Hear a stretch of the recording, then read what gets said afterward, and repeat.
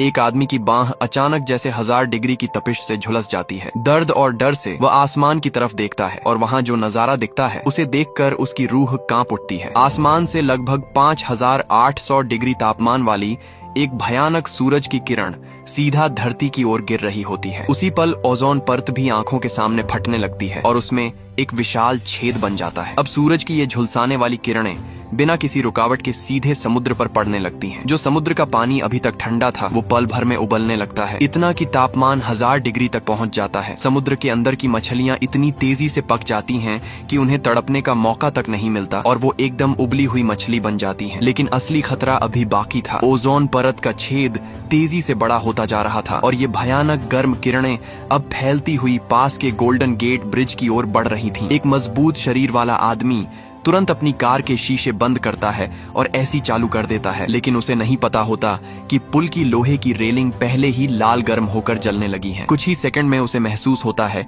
कि तापमान लगातार बढ़ता जा रहा है। पूरा पुल जलने की आवाजें निकालने लगता है। देखते ही देखते रेलिंग और शीशे पिघलने लगते हैं। आदमी के पास अब हैरान होने के अलावा कुछ नहीं बचता, क्योंकि उसकी कार के टायर भी इस भीषण गर्मी में पिघल चुके होते हैं। भागने का कोई रास्ता नहीं बचता। धीरे धीरे पुल को संभालने वाली मोटी स्टील की रस्सियां एक एक करके झलकर टूटने लगती हैं। अंत में पूरा पुल इस भयानक गर्मी को सहन नहीं कर पाता और बीच से टूट जाता है। पुल पर खड़ी गाड़ियों के पेट्रोल टैंक एक एक करके फटने लगते हैं और सारी गाड़ियां ऐसे नीचे गिरती हैं जैसे उबलते पानी में पकौड़े डाले जा रहे हों। पूरा पुल कुछ ही पलों में समुद्र में समा जाता है। लेकिन ये तबाही यहीं खत्म नहीं होती। ये भयानक गर्म लहर अब रोशनी की रफ्तार से शहर की तरफ बढ़ रही होती है, जहां हजारों लोग मौजूद हैं। ये जहां से गुजरती है वहां सब कुछ जलाकर राख कर देती है। सिर्फ 1 मिनट के अंदर पूरा शहर जलकर खाक हो जाता है और ये साफ हो जाता है कि इस भयानक तबाही के पीछे कोई और नहीं बल्कि खुद इंसान ही जिम्मेदार है। अब सवाल उठता है, आखिर ऐसा हुआ कैसे? कुछ महीने पहले दुनिया भर में अजीब घटनाएं होने लगी थीं।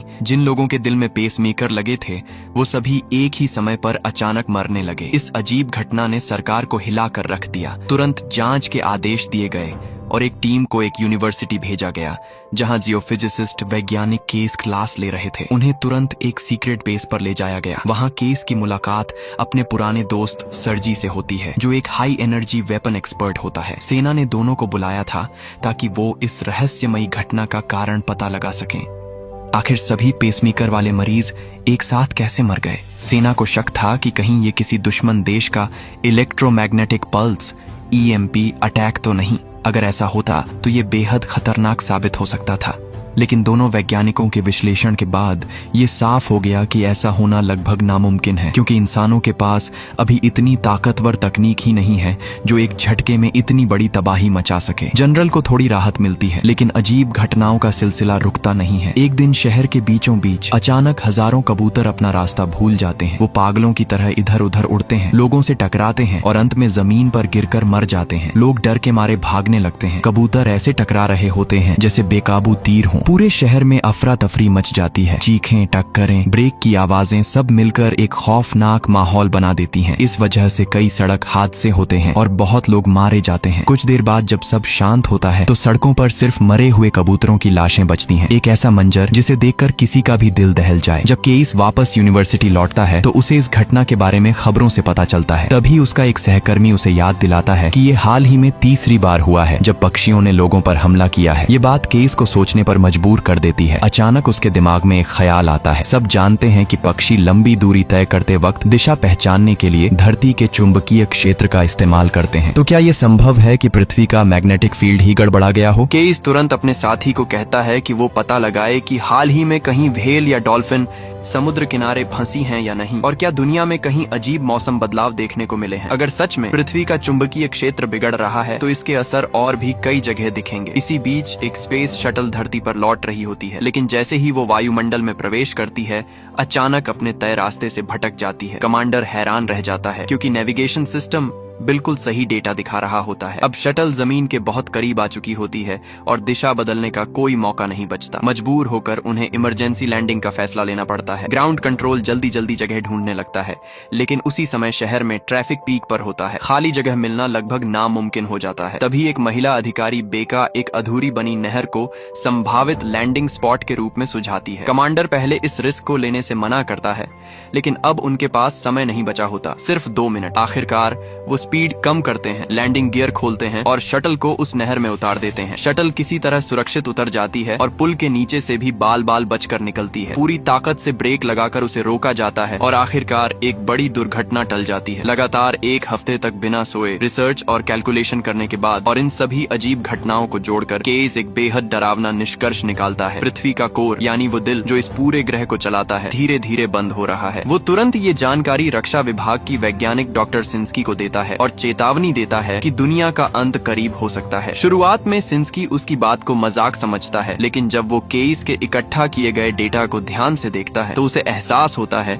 कि हालात उससे भी ज्यादा खतरनाक हैं जितना केस ने बताया था। और इस विनाश की शुरुआत एक अजीब घटना से होगी। आसमान में अचानक खतरनाक इलेक्ट्रोस्टैटिक डिस्चार्ज दिखाई देंगे। उसी रात रक्षा विभाग के बड़े अधिकारियों की एक इमरजेंसी मीटिंग बुलाई जाती है। अब एक सीक्रेट बंद कमरे में मीटिंग बुलाई जाती है जहां सभी बड़े अधिकारी मौजूद होते हैं। वहां केस से कहा जाता है कि वो साफ साफ बताए कि आखिर पृथ्वी किस तरह के खतरे का सामना कर रही है। बात को सीधे और समझने लायक बनाने के लिए केस शुरुआत में ही एक बहुत बड़ा खुलासा कर देता है। पृथ्वी 1 साल के अंदर पूरी तरह खत्म हो सकती है। उसकी ये बात सुनते ही कमरे में सन्नाटा छा जाता है। इसके बाद केस विस्तार से समझाना शुरू करता है। वो बताता है कि सदियों से पृथ्वी एक शक्तिशाली इलेक्ट्रोमैग्नेटिक फील्ड से घिरी हुई है जो बिजली और चुंबकीय ताकतों से मिलकर बनी है। यही फील्ड हमें अंतरिक्ष से आने वाली खतरनाक रेडिएशन से बचाती है, लेकिन अब ये सुरक्षा कवच धीरे धीरे कमजोर हो रहा है और खत्म होने की कगार पर है। सबको आसान तरीके से समझाने के लिए केस एक आड़ू उठाता है और उसे काट कर उदाहरण देता है। वह बताता है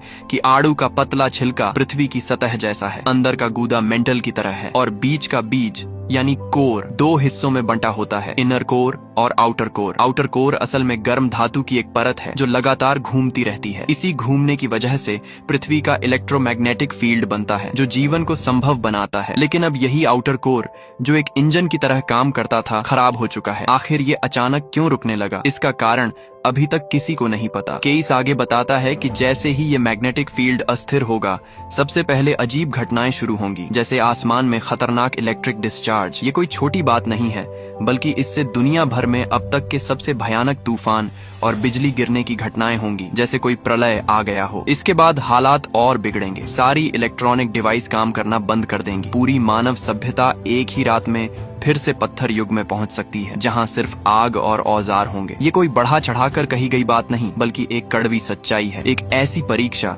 जिसमें पूरी मानव जाति का अस्तित्व दांव पर लगा है। अगर पृथ्वी का कोर पूरी तरह रुक गया तो मैग्नेटिक फील्ड पूरी तरह खत्म हो जाएगा। इसके बाद सूरज से आने वाली खतरनाक सोलर विंड और हाई एनर्जी पार्टिकल्स बिना किसी रुकावट के सीधे पृथ्वी से टकराएंगे। धीरे धीरे वायुमंडल उड़ जाएगा, धरती का पानी भाप बनकर खत्म हो जाएगा और अंत में पृथ्वी पर मौजूद हर जीवित चीज मिट जाएगी। ये सब सुनकर वहां बैठे सभी बड़े अधिकारी अंदर तक हिल जाते हैं। जनरल तुरंत पूछता है कि इसका कोई हल है या नहीं। वो कहता है कि हर समस्या का कोई कारण होता है और जब कारण है तो समाधान भी जरूर होगा। लेकिन केस साफ शब्दों में कह देता है कि इसका कोई समाधान नहीं है। इंसान कुछ नहीं कर सकता, बस इंतजार कर सकता है। वो समझाता है कि पृथ्वी का कोर एक इंजन की तरह है जो पूरे ग्रह को चलाता है। वहाँ तापमान करीब 10,000 डिग्री तक होता है और वो जगह पृथ्वी की सतह से लगभग 2500 किलोमीटर नीचे है। आज की तकनीक के साथ वहाँ पहुँचना नामुमकिन है। जनरल इस बात से सहमत नहीं होता और कहता है कि जब इंसान अंतरिक्ष तक पहुंच सकता है तो ऐसा क्या है जो वो नहीं कर सकता। इस पर केस तुरंत जवाब देता है, अंतरिक्ष तो खाली जगह है, लेकिन पृथ्वी का केंद्र एक खतरनाक और घना इलाका है। दोनों की तुलना ही नहीं की जा सकती। उसकी ये बात सुनकर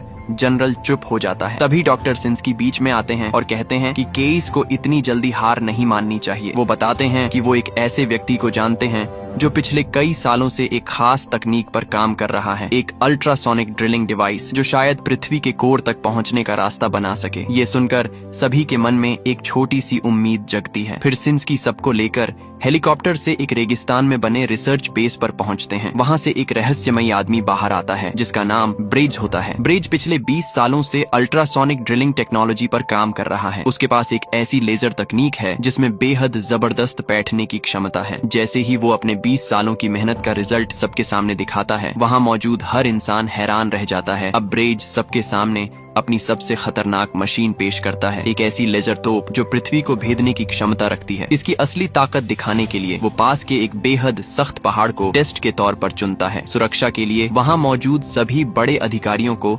स्पेशल हेलमेट पहनाए जाते हैं, क्योंकि आगे जो होने वाला था उसमें जरा सी चूक जानलेवा हो सकती थी। जैसे ही सारी तैयारियां पूरी होती हैं, ब्रेज मशीन चालू करता है। धीरे धीरे उस लेजर तोप का बैरल घूमने लगता है और अगले ही पल एक बेहद ताकतवर लेजर किरण निकलकर सीधे सामने वाले पहाड़ पर जा टकराती है। जैसे जैसे मशीन की स्पीड बढ़ती है, एक नहीं बल्कि 22 चमकदार लेजर बीम एक साथ पहाड़ पर हमला करने लगती है। कुछ ही सेकंड में पूरा इलाका धूल, पत्थरों और उड़ते मलबे से भर जाता है। जब मशीन अपनी पूरी ताकत पर पहुंचती है तो पहाड़ के अंदर से जोरदार धमाके की आवाज आती है। ये नजारा देखकर ब्रेज खुशी से झूम उठता है और तुरंत मशीन बंद कर देता है। जब धूल छंटती है तो जो दृश्य सामने आता है उसे देखकर सबकी आंखें फटी रह जाती हैं। सिर्फ कुछ ही सेकंड में उस विशाल पहाड़ के आर पार एक बड़ा छेद हो चुका होता है, और वो भी इतना साफ और चिकना जैसे किसी ने मशीन से काटा हो। अब सबको यकीन हो जाता है कि ये मशीन सच में पृथ्वी के कोर तक पहुंचने का रास्ता बना सकती है। लेकिन सिर्फ रास्ता बनाना ही काफी नहीं था, इतनी गहराई और गर्मी में जाने के लिए एक खास मटेरियल भी चाहिए था। तब ब्रेज अपनी दूसरी खोज दिखाता है। वो एक जिंदा सफेद चूहे को एक छोटे से खास बॉक्स में रखता है और फिर से लेजर चालू करता है। इस बार लेजर सीधे उस बॉक्स पर पड़ती है। हैरानी की बात ये होती है कि बॉक्स के नीचे की कंक्रीट, पीछे की मोटी स्टील प्लेट और दीवार सब कुछ पिघल कर छेद हो जाता है, लेकिन बॉक्स को कुछ भी नहीं होता। और सबसे चौंकाने वाली बात, उस बॉक्स के अंदर रखा चूहा पूरी तरह सुरक्षित रहता है, जैसे कुछ हुआ ही ना हो। ब्रेज बताता है कि ये एक खास मटेरियल है, यू टाइटेनियम एलॉय, जो क्रिस्टल और बेहद ठंडी धातु के मिश्रण से बना है। ये मटेरियल न सिर्फ 10,000 डिग्री तक की गर्मी झेल सकता है, बल्कि बाहर से आने वाली ऊर्जा को सोखकर उसे अपनी ताकत में बदल देता है। मतलब जितनी ज्यादा गर्मी और दबाव होगा, ये उतना ही मजबूत होता जाएगा। अब योजना साफ थी, इस मटेरियल से एक खास ड्रिलिंग शिप बनाई जाएगी जो पृथ्वी के अंदर गहराई तक जा सकेगी और लेजर की मदद से रास्ता बनाते हुए सीधे कोर तक पहुंचेगी। इसके बाद ब्रेज एक और चीज दिखाता है, 1-2 लोगों वाला कॉकपिट जो इस मिशन का कंट्रोल सेंटर होगा। वो बताता है कि इस प्रोजेक्ट की थ्योरी तो काफी पहले तैयार हो चुकी थी, लेकिन पैसे की कमी के कारण इसे पूरा नहीं किया जा सका। अगर उसे 10 साल और मिलते तो वो आराम से ये मशीन बना लेता, लेकिन अब उनके पास सिर्फ 3 महीने का समय था। ये सुनकर माहौल गंभीर हो जाता है, क्योंकि सच्चाई ये थी कि पृथ्वी का मैग्नेटिक फील्ड तेजी से खत्म हो रहा था। ओजोन परत पहले ही टूट चुकी थी और अगर जल्दी कुछ नहीं किया गया तो 1 साल के अंदर पूरी पृथ्वी जलकर खत्म हो जाएगी। अब एक ही रास्ता था, पृथ्वी के कोर तक जाकर उसे दोबारा चालू करना। इसके लिए फैसला लिया गया कि एक विशाल परमाणु बम लगभग 1 अरब टन क्षमता वाला कोर के अंदर फोड़ा जाएगा, ताकि उसके झटके से कोर फिर से घूमने लगे। तुरंत देश भर के संसाधन जुटा लिए जाते हैं। हजारों इंजीनियर और मजदूर दिन रात काम में लग जाते हैं और ड्रिलिंग शिप तेजी से तैयार होने लगती है। इसी बीच इस खतरनाक मिशन के लिए 6 खास लोगों की टीम चुनी जाती है। हर कोई अपने क्षेत्र का एक्सपर्ट होता है। उन्हें खास हीट रेसिस्टेंट सूट दिए जाते हैं जो उन्हें अत्यधिक तापमान से बचा सकते हैं। 3 महीने तक उन्हें सिमुलेशन में ट्रेनिंग दी जाती है ताकि वो हर परिस्थिति के लिए तैयार रहें। ड्रिलिंग शिप का पायलट एक अनुभवी एस्ट्रोनॉट बेटा और उसका सीनियर बनते हैं, जो लगातार इसकी ट्रेनिंग करते रहते हैं। साथ ही इस पूरे मिशन को दुनिया से छुपाकर रखा जाता है ताकि लोगों में डर और अफरा तफरी न फैले। इसके लिए एक top level hacker code name mouse को भी टीम में शामिल किया जाता है। लेकिन इसी दौरान वो खतरनाक संकेत फिर से दिखाई देने लगते हैं। रोम शहर में अचानक आसमान साफ से काले बादलों से भर जाता है। लोग इसे एक सामान्य तूफान समझते हैं, लेकिन असली खतरा कुछ और ही होता है। धीरे धीरे घरों के अंदर मौजूद धातु की चीजों में करंट आने लगता है, लेकिन लोगों को इसका एहसास नहीं होता। अचानक टीवी बंद हो जाते हैं और जब लोग उन्हें ठीक करने की कोशिश करते हैं तो तेज स्टैटिक शॉक उन्हें झटका दे देता है और फिर आसमान से हजारों बिजली की चमक एक साथ गिरती है, सीधे कोलोसियम और शहर के अलग अलग अलग हिस्सों पर। कुछ ही पलों में पूरा शहर दहशत में डूब जाता है। जैसे जैसे पृथ्वी का मैग्नेटिक फील्ड कमजोर होता जा रहा था, ये स्टैटिक एनर्जी बेकाबू होती जा रही थी और सुपरस्टॉर्म का रूप ले रही थी। बिजली इतनी ताकतवर थी कि उसने जमीन को चीरकर गहरी खाई बना दी। और ये तो बस शुरुआत थी, अब हालात और भी भयानक हो जाते हैं। ये तूफानी बिजली किसी मिसाइल से कम खतरनाक नहीं थी। एक ही झटके में मूर्तियां चकनाचूर हो जाती हैं। रोमन कोलोसियम के ऊपर जमा हो रही बिजली अचानक अपनी सीमा पार कर जाती है और एक जबरदस्त विस्फोट होता है। अब ये साधारण तूफान नहीं रह जाता, ये बिजली की मशीन अग्नि बन जाता है जो लगातार आसमान से बरसती हुई शहर की हर इमारत को तबाह करती रहती है। आधे घंटे से भी कम समय में पूरा रोम शहर लगभग खंडहर में बदल जाता है। टीवी पर ये सब देख रहे लोग सन्न रह जाते हैं। उनके चेहरे पर डर साफ दिखाई देता है, क्योंकि उन्हें एहसास हो जाता है कि पृथ्वी का विनाश उनकी सोच से कहीं ज्यादा तेजी से हो रहा है। और ये तो बस शुरुआत है। लेकिन एक अच्छी खबर भी थी। जो ड्रिलिंग शिप बनने में 10 साल लगने थे, वो सिर्फ 3 महीने में तैयार हो चुकी थी और उसे तुरंत लॉन्च टावर पर लगा दिया गया। अब कोर रीस्टार्ट मिशन शुरू करना बेहद जरूरी हो गया था। 6 एक्सपर्ट्स की टीम तुरंत रवाना होती है और उनका गंतव्य होता है मारियाना ट्रेंच, जो दुनिया की सबसे गहरी समुद्री खाई है। इतनी गहरी कि उसमें पूरा माउंट एवरेस्ट भी समा जाए। यहीं से उन्हें पृथ्वी के कोर तक जाना था। रवाना होने से पहले सभी एक छोटा सा जश्न मनाते हैं, एक जाम पीते हैं और फिर सीधे ड्रिलिंग शिप के कॉकपिट में बैठ जाते हैं। जमीन पर मौजूद कंट्रोल सेंटर भी आखिरी सिस्टम चेक पूरा करता है। जैसे ही काउंटडाउन खत्म होता है, वो विशाल ड्रिलिंग शिप पूरी ताकत के साथ समुद्र में गोता लगा देती है, जैसे कोई तीर छोड़ा गया हो। मारियाना ट्रेंच न सिर्फ सबसे गहरी जगह है, बल्कि यहाँ पृथ्वी की परत सबसे पतली और सबसे ज्यादा एक्टिव भी होती है। ब्रेज की बनाई ये मशीन यहाँ भी कमाल दिखाती है। जितना ज्यादा दबाव पड़ता है, इसका ढांचा उतना ही मजबूत होता जाता है। लेकिन तभी अचानक समुद्र के नीचे एक भयानक भूकंप आता है। धरती की परतें फट जाती हैं और पानी तेजी से अंदर घुसकर एक विशाल भंवर बना देता है। ड्रिलिंग शिप उस भंवर में फंस जाती है और अपने तय रास्ते से भटक जाती है। स्थिति गंभीर हो जाती है। तभी ब्रेज फैसला करता है। वो आदेश देता है कि भंवर के साथ ही नीचे की ओर तेजी से बढ़ा जाए। भागने की कोशिश करने के बजाय वो सीधे नीचे घुसने का फैसला करते हैं। जैसे ही जहाज धरती की परत से टकराने वाला होता है, ब्रेज आखिरी 0.3 सेकंड में लेजर टोप चालू करता है। लेजर सामने की चट्टानों को भेद देती है और जहाज सीधे अंदर घुस जाता है। कुछ पल के लिए कंट्रोल रूम में सन्नाटा छा जाता है। फिर अचानक स्क्रीन पर हरे रंग का सिग्नल दिखाई देता है। उनका लोकेशन मिल चुका था, मतलब वो सफलतापूर्वक पृथ्वी की बाहरी परत में प्रवेश कर चुके थे। कंट्रोल रूम में खुशी की लहर दौड़ जाती है। अगर सब ठीक रहा तो 24 घंटे के अंदर वो पृथ्वी के दिल कोर तक पहुंच सकते हैं। अब पूरी मानव जाति की उम्मीद इन 6 लोगों पर टिकी थी। शुरुआत का सफर उम्मीद से ज्यादा आसान लगता है। सिर्फ 15 मिनट में वो मेंटल की चिपचिपी परत में पहुंच जाते हैं। बाहर का प्रेशर करीब 8 लाख पाउंड होता है, लेकिन जहाज पर कोई असर नहीं पड़ता। अंदर का माहौल थोड़ा हल्का हो जाता है, लेकिन ये राहत ज्यादा देर टिकने वाली नहीं थी। 12 घंटे बाद जब वो करीब 800 मील की गहराई पर पहुंचते हैं, तो उनके सामने एक अजीब सी चीज आती है। एक ऐसी जगह जो किसी भी मशीन से स्कैन नहीं हो पा रही थी। पहले उन्हें लगता है कि ये कोई अनजान तत्व है, लेकिन जैसे ही वो करीब जाते हैं, केस समझ जाता है कि वहाँ कुछ है ही नहीं। वो एक खाली जगह है, जैसे पृथ्वी के अंदर एक बुलबुला। समस्या ये थी कि जहाज उड़ नहीं सकता था और उसकी स्पीड इतनी ज्यादा थी कि वो मुड़ भी नहीं सकता था। सब डर के मारे सीट बेल्ट बांध लेते हैं। अगले ही पल जहाज एक ठोस परत को तोड़कर उस खाली जगह में गिर जाता है। अचानक रुकावट खत्म हो जाती है और जहाज तेजी से नीचे गिरने लगता है और फिर धड़ाम, जहाज जोर से जमीन से टकराता है। जब सब संभलते हैं तो देखते हैं कि वो एक विशाल क्रिस्टल गुफा में है, जहाँ चारों तरफ चमकते हुए क्रिस्टल मौजूद हैं। जहाज फिसलता हुआ आगे बढ़ता है और कई क्रिस्टल स्तंभों को तोड़ देता है, तब जाकर रुकता है। लेकिन राहत ज्यादा देर नहीं टिकती। उन्हें पता चलता है कि एक मोटा क्रिस्टल स्तंभ जहाज की लेजर तोप के मुंह में फंस गया है। अगर इसे हटाया नहीं गया तो मिशन यहीं खत्म हो जाएगा। मजबूरी में टीम के कुछ सदस्य बाहर निकलते हैं,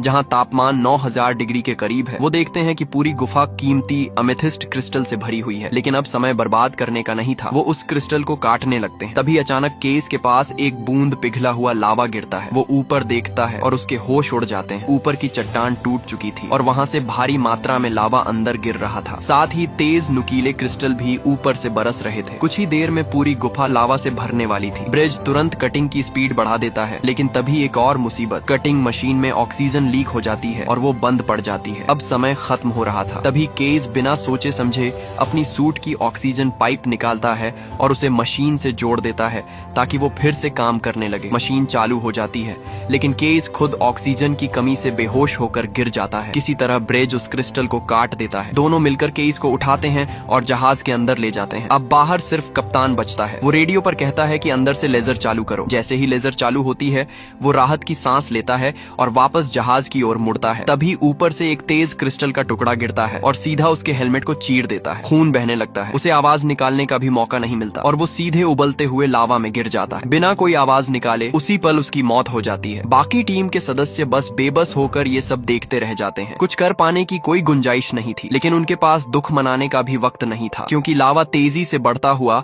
अब जहाज के दरवाजे तक पहुंचने वाला था। मजबूरी में बेका अपने आंसू रोककर खुद को संभालती है और कप्तान की जगह मुख्य पायलट की जिम्मेदारी ले लेती है। वो तुरंत डीप ड्रिल इंजन चालू करती है और जहाज फिर से पृथ्वी के अंदर गहराई की ओर बढ़ने लगता है। जैसे ही वो आगे बढ़ते हैं उनके पीछे पूरी क्रिस्टल गुफा कुछ ही पलों में ढह जाती है। लगातार 24 घंटे नीचे जाने के बाद आखिरकार ड्रिलिंग शिप पृथ्वी के कोर की बाहरी सीमा के करीब पहुंच जाती है। इसी दौरान हथियार विशेषज्ञ सर्जी 2 और साथियों के साथ पीछे वाले हिस्से में जाता है ताकि न्यूक्लियर बम के टाइमर को सेट कर सके। लेकिन तभी एक और खतरा सामने आ जाता है। जहाज अचानक एक ऐसे इलाके में पहुंच जाता है जहां चारों तरफ तैरते हुए हीरे मौजूद होते हैं, छोटे बड़े अलग अलग आकार के, बेहद सख्त और खतरनाक। ये एक तरह का डायमंड फील्ड था। अब इस इलाके से निकलने के लिए बेहद सावधानी से जहाज चलाना जरूरी था, क्योंकि जरा सी टक्कर भी जहाज को तबाह कर सकती थी। बेका अपनी बेहतरीन पायलटिंग स्किल दिखाते हुए जहाज को उन हीरों के बीच से निकालने लगती है। सांसें थाम देने वाले इस सफर के बाद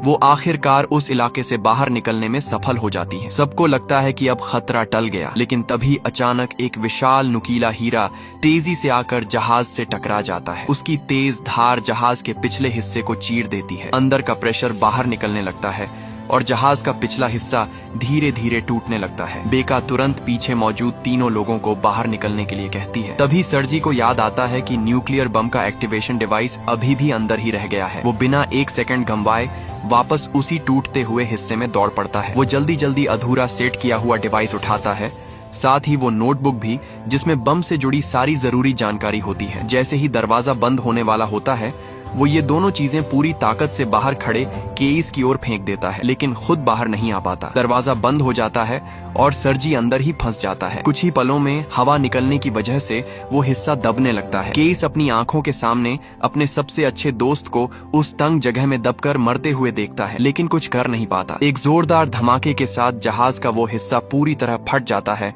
और अलग होकर पीछे छूट जाता है। सर्जी की मौत हो चुकी थी। वो सिर्फ एक हथियार विशेषज्ञ नहीं था, बल्कि एक जुनूनी इंसान था। उसने अपनी नोटबुक में हर जरूरी गणना और बम की पूरी डिटेल लिखी हुई थी। और सबसे दुखद बात, आज ही उसकी बेटी का जन्मदिन था। केस के लिए यह सदमा बेहद गहरा था, क्योंकि सर्जी उसका सालों पुराना दोस्त था। अब टीम के 6 में से 2 सदस्य मर चुके थे। बाकी सभी भारी दिल से आगे बढ़ते हैं, क्योंकि मिशन अभी खत्म नहीं हुआ था। करीब 35 घंटे बाद ड्रिलिंग शिप आखिरकार पृथ्वी के बाहरी कोर में पहुंच जाती है। यहाँ तापमान और दबाव दोनों ही कल्पना से परे होते हैं। चारों तरफ सिर्फ पिघली हुई धातु जैसा द्रव ही दिखाई देता है। अचानक जहाज की स्पीड खुद ब खुद बढ़ने लगती है। इस रफ्तार से वो सिर्फ 5 घंटे में पृथ्वी के असली केंद्र तक पहुंच सकते थे, लेकिन तभी केस सिस्टम चेक करता है और जो सामने आता है वो सबको अंदर तक हिला देता है। पृथ्वी के कोर की घनत्व डेंसिटी उनकी गणना से कहीं कम थी। इसका मतलब ये था कि अगर वो न्यूक्लियर बम फोड़ते भी हैं तो उसका झटका उतना असरदार नहीं होगा, वो दूर तक फैल ही नहीं पाएगा। जैसे ही ये खबर ऊपर कंट्रोल सेंटर तक पहुंचती है, डॉक्टर सिंस्की का चेहरा उतर जाता है। वो तुरंत ब्रिज को कहते हैं कि नए डेटा के आधार पर फिर से कैलकुलेशन करे, लेकिन इस बार जो रिजल्ट आता है वो पूरी तरह निराशाजनक होता है। कंप्यूटर स्क्रीन पर हर जगह सिर्फ फेल लिखा आता है। इसका मतलब साफ था, उनकी सारी गणनाएं गलत थीं। जो न्यूक्लियर बम वो लेकर आए थे वो पृथ्वी के कोर को दोबारा चालू करने के लिए बिल्कुल भी पर्याप्त नहीं थे। अब हालात पूरी तरह निराशाजनक हो चुके थे। डॉक्टर सिंस्की मान लेते हैं कि ये मिशन असफल हो चुका है और तब वो एक ऐसा राज खोलते हैं जिसे सुनकर सब दंग रह जाते हैं। वो तुरंत आदेश देते हैं कि इस मिशन को यहीं खत्म किया जाए और अब डेस्टिनी प्लान को एक्टिव किया जाए। जैसे ही ये संदेश जनरल तक पहुंचता है, वो बिना देर किए तुरंत उस गुप्त डेस्टिनी प्लान को लागू करने का आदेश दे देता है। अब सच्चाई सामने आती है। अमेरिका ने दुनिया में सैन्य ताकत में सबसे आगे निकलने के लिए एक बेहद खतरनाक गुप्त हथियार बनाया था। ये ऐसा हथियार था जो कृत्रिम तरीके से भूकंप पैदा कर सकता था। इसे एक्टिव करने पर ये सीधे पृथ्वी के कोर तक एक शक्तिशाली पल्स भेजता, जिससे विनाशकारी भूकंप आता। इसे एक रणनीतिक हथियार के तौर पर इस्तेमाल करने की योजना थी ताकि बाकी देशों को डराया जा सके, लेकिन जब इसका गुप्त परीक्षण किया गया तो गलती से पृथ्वी का कोर ही रुक गया। यही था असली कारण। ये कोई प्राकृतिक आपदा नहीं थी, ये पूरी तरह इंसानों की बनाई हुई तबाही थी। डेस्टिनी प्लान नाम का ये मिशन इतना गुप्त था कि बहुत कम लोगों को इसके बारे में पता पता था। अब जब दुनिया खत्म होने की कगार पर थी तब जाकर ये सच सामने आया। न्यूक्लियर प्लान फेल हो चुका था, इसलिए अब सेना के पास सिर्फ एक ही रास्ता बचा था, उस खतरनाक भूकंप वाले हथियार को फिर से चालू करना। डॉक्टर सिंस्की का मानना था कि अगर ये हथियार कोर को रोक सकता है तो शायद इसे दोबारा चालू भी कर सकता है, लेकिन इसके इस्तेमाल से पहले जहाज में मौजूद टीम को तुरंत वापस आना जरूरी था, क्योंकि इस हथियार से होने वाले भूकंप पूरी दुनिया के ज्वालामुखियों को फटा सकते थे। कुछ देश तो पूरी तरह मिट सकते थे, लेकिन केस, ब्रिज और बेका हार मानने को तैयार नहीं थे। उन्होंने फैसला किया कि वो अपने मूल न्यूक्लियर प्लान को ही पूरा करेंगे। सिंस्की इस फैसले से गुस्से में आ जाता है और बार बार उन्हें वापस लौटने का आदेश देता है, लेकिन ब्रिज अब और नहीं सुनता। वो गुस्से में आकर सिंस्की को एक मुक्का मारकर बेहोश कर देता है। उधर पृथ्वी पर तबाही बढ़ती जा रही थी और समय बहुत कम था। कंट्रोल सेंटर साफ कर देता है कि राष्ट्रपति की मंजूरी मिल चुकी है और डेस्टिनी प्लान को रोका नहीं जाएगा। तुरंत केस एक एन्क्रिप्टेड चैनल के जरिए हैकर माउस से संपर्क करता है और उसे कहता है कि किसी भी तरह इस प्लान को रोक दे। इधर जहाज में केस और ब्रिज बार बार न्यूक्लियर ब्लास्ट के नए नए कैलकुलेशन करते हैं, लेकिन हर बार नतीजा फेल ही आता है। तभी होश में आया सिंस्की अब थोड़ा शांत होकर उनकी बात सुनता है और तभी उसके दिमाग में एक नया आइडिया आता है। वो कहता है, अगर एक साथ सारे बम फोड़ने से काम नहीं बन रहा तो क्यों ना उन्हें एक एक करके फोड़ा जाए। पहले एक बम फोड़ा जाए जिससे एक तेज शॉकवेव बने, फिर उसके खत्म होने से पहले दूसरा, फिर तीसरा। इस तरह लगातार धमाकों से एक रेजोनेंस इफेक्ट पैदा किया जाए जो कोर को फिर से घुमाने के लिए मजबूर कर सकता है। मतलब एक बड़ा धमाका नहीं बल्कि कई छोटे छोटे धमाके ज्यादा असरदार होंगे। जब इस प्लान को सिमुलेशन में टेस्ट किया जाता है तो पहली बार सक्सेस दिखाई देता है, लेकिन ये प्लान बेहद सटीक टाइमिंग मांगता था। जरा सी गलती सब खत्म कर सकती थी। अब 42 घंटे बीत चुके थे और जहाज पृथ्वी के अंदरूनी कोर के बेहद करीब पहुंच चुका था। जल्दी जल्दी एक नई योजना बनाई जाती है। हर जहाज के हिस्से में एक एक बम रखा जाएगा और फिर उन्हें अलग अलग समय पर फोड़कर ये चेन रिएक्शन बनाया जाएगा। लेकिन एक बड़ी समस्या थी। शुरुआत में जहाज को इस तरह डिजाइन ही नहीं किया गया था कि उसके हिस्से आसानी से अलग हो सके। अगर इन्हें अलग करना है तो किसी को बाहर जाकर मैन्युअली एक एक पिस्टन खोलना पड़ेगा और बाहर का तापमान इतना ज्यादा था कि हीट सूट भी उसे ज्यादा देर तक नहीं झेल सकता था। मतलब ये एक सुसाइड मिशन था। अब फैसला लेना था कि कौन जाएगा। तीनों में से 2 लोग घबराए हुए थे, लेकिन ब्रिज बिल्कुल शांत था। वो खुद आगे आता है। वो कहता है ये जहाज उसने 20 साल की मेहनत से बनाया है और वो इसे ऐसे खत्म नहीं होने देगा। वो खुद को कुर्बान करने का फैसला करता है। टीम से विदा लेकर वो अपना हीट सूट पहनता है और जहाज के बाहर निकलता है। जैसे ही दरवाजा खुलता है एक भयानक गर्म हवा का झोंका उसे लगभग गिरा देता है। वो धीरे धीरे आगे बढ़ता है, लेकिन कुछ ही कदमों में उसका रिंच औजार पिघलने लगता है। उसका सूट उसे कुछ समय तक बचाता है, लेकिन दर्द असहनीय होता जा रहा था। उसके जूते भी जलने लगते हैं। हर कदम जैसे आग पर चलना हो, फिर भी वो रुकता नहीं। आखिरकार वो इंजन तक पहुंचता है और अपनी आखिरी ताकत से वाल्व खोल देता है, जिससे जहाज के हिस्से अलग हो जाते हैं। अब उसकी सांसें टूटने लगती हैं। वो बेका से कहता है इंजन चालू करो ताकि उसकी मौत जल्दी हो जाए। बेका मजबूरी में ऐसा करती है और अगले ही पल ब्रिज जलकर राख हो जाता है। इधर केस और सिंस्की बिना वक्त गंवाए बम के टाइमर सेट करते हैं और तुरंत उस हिस्से से बाहर निकल जाते हैं। बेका एक एक करके उन हिस्सों को अलग कर देती है जिनमें बम रखे होते हैं। उधर जमीन पर जनरल डेस्टिनी प्लान को एक्टिव करने का आदेश दे देता है। जैसे ही लॉन्च का काउंटडाउन खत्म होने वाला होता है तभी माउस सिस्टम हैक करके उसे रोक देता है। आखिरी सेकंड में वो उस भयानक हथियार को एक्टिव होने से बचा लेता है। इससे केस और उसकी टीम को थोड़ा और समय मिल जाता है। अब एक एक करके पहले 3 बम सफलतापूर्वक फोड़ दिए जाते हैं, लेकिन जब चौथे बम की बारी आती है सिंस्की को अचानक पता चलता है कि उनकी गणना में गलती थी। आखिरी बम में 5 किलो न्यूक्लियर फ्यूल कम है और बिना इसके पूरा प्लान फेल हो जाएगा। अब इतनी गहराई में वो अतिरिक्त ईंधन कहां से लाएं? तभी अचानक जहाज को एक जबरदस्त झटका लगता है। एक आग की लहर टकराती है और जहाज बुरी तरह हिल जाता है। इस झटके में केस एक भारी न्यूक्लियर बम के नीचे दब जाता है। वो खुद को छुड़ा ही नहीं पाता। सिंस्की पूरी ताकत लगाकर उसे निकालने की कोशिश करता है, लेकिन बम हिलता तक नहीं। उधर बेका रेडियो पर बताती है 50 सेकंड में जहाज का हिस्सा अपने आप अलग हो जाएगा, जल्दी बाहर निकलो। लेकिन आग की वजह से कम्युनिकेशन सिस्टम फेल हो चुका था। बेका को उनकी आवाज सुनाई ही नहीं देती और अब समय तेजी से खत्म हो रहा था। अब हालात बिल्कुल आखिरी मोड़ पर पहुंच चुके थे। केस घबरा जाता है और सिंस्की से कहता है कि वो उसे छोड़कर तुरंत बाहर निकल जाए, लेकिन तभी जहाज को सही दिशा में लाने के लिए बेका अचानक स्पीड बढ़ा देती है। उस तेज झटके से केस किसी तरह न्यूक्लियर बम के नीचे से छूट जाता है, लेकिन उसी पल किस्मत एक और खेल खेलती है। वो भारी बम लुढ़कते हुए सीधे सिंस्की के पैरों पर गिर जाता है और उसे वहीं जकड़ देता है। अब बाहर निकलने में सिर्फ 5 सेकंड बचे थे। स्थिति समझते ही सिंस्की बिना सोचे समझे केस को जोर से बाहर धक्का देता है ताकि मिशन पूरा हो सके। खुद की परवाह किए बिना वो वहीं फंस जाता है। अगले ही पल वो बम के साथ जहाज के अलग हुए हिस्से में चला जाता है और पृथ्वी के कोर की गहराई में खो जाता है। अब आखिरी बम को ज्यादा ताकतवर बनाने के लिए केस एक बड़ा फैसला लेता है। वो पूरे जहाज की पावर बंद कर देता है जिससे जहाज वहीं रुक जाता है। फिर वो इंजन के न्यूक्लियर रिएक्टर को निकालता है और उसे बम के साथ जोड़ देता है ताकि धमाका और ज्यादा ताकतवर हो सके। इसका मतलब साफ था, अब उनके पास वापस लौटने की कोई ताकत नहीं बचेगी। अपने हाथ जलने की परवाह किए बिना वो किसी तरह ये काम पूरा करता है और तुरंत वापस मुख्य केबिन में लौट आता है। अब आखिरी बम भी सही तरीके से बाहर भेज दिया जाता है, लेकिन अब जहाज पूरी तरह बेकार हो चुका था। न पावर न वापसी का कोई रास्ता। केस और बेका समझ जाते हैं कि अब उनका बचना लगभग नामुमकिन है। वो शांत होकर लेट जाते हैं और ऑक्सीजन खत्म होने का इंतजार करने लगते हैं। तभी काउंटडाउन खत्म होता है। पहला न्यूक्लियर बम फटता है और उसी पल केस को अचानक एक बात याद आती है। ब्रेज का बनाया हुआ वो खास मटेरियल जो गर्मी को ऊर्जा में बदल सकता था। उसे एहसास होता है कि अगर वो इस जहाज को बाहर की भीषण गर्मी से जोड़ दें तो ये फिर से पावर जनरेट कर सकता है, जैसे सोलर पैनल काम करते हैं। बस फिर क्या था, दोनों तुरंत काम में लग जाते हैं। वो सावधानी से सिस्टम को बदलते हैं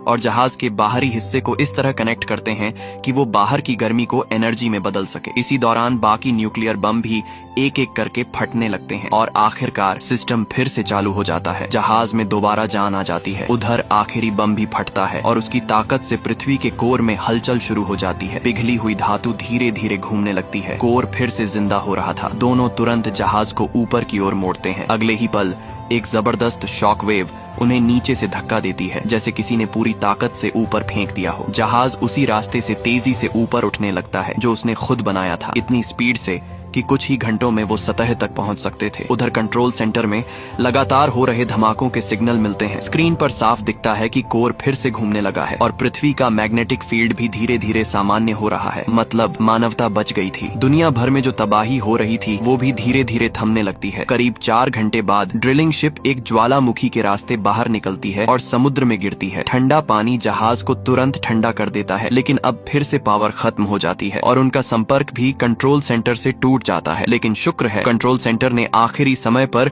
उनकी लोकेशन ट्रैक कर ली थी। तुरंत नेवी की टीम को वहां भेजा जाता है। घंटों खोजने के बाद भी जहाज का कोई पता नहीं चलता। सिर्फ सोनार पर व्हेल की आवाजें सुनाई देती हैं। आखिरकार जनरल हार मानने ही वाला होता है। तभी माउस को एक आइडिया आता है। वो समझ जाता है कि ये आवाजें यूं ही नहीं हैं। केस ने जहाज के अल्ट्रासोनिक सिस्टम का इस्तेमाल करके व्हेल्स को अपनी ओर आकर्षित किया है ताकि वो उनके जरिए सिग्नल भेज सके। व्हेल्स के झुंड को फॉलो करते हुए आखिरकार जहाज की लोकेशन मिल जाती है। केस और बेका दोनों जिंदा थे, थके हुए, लेकिन उनकी आंखों में जीत की चमक थी। उन्होंने सिर्फ पृथ्वी को नहीं बचाया था, बल्कि इंसान और पृथ्वी के बीच के रिश्ते को भी फिर से समझा था। यही कहानी खत्म होती है। करीब 23 साल पहले आई ये फिल्म सिर्फ एक साइंस फिक्शन एडवेंचर नहीं थी,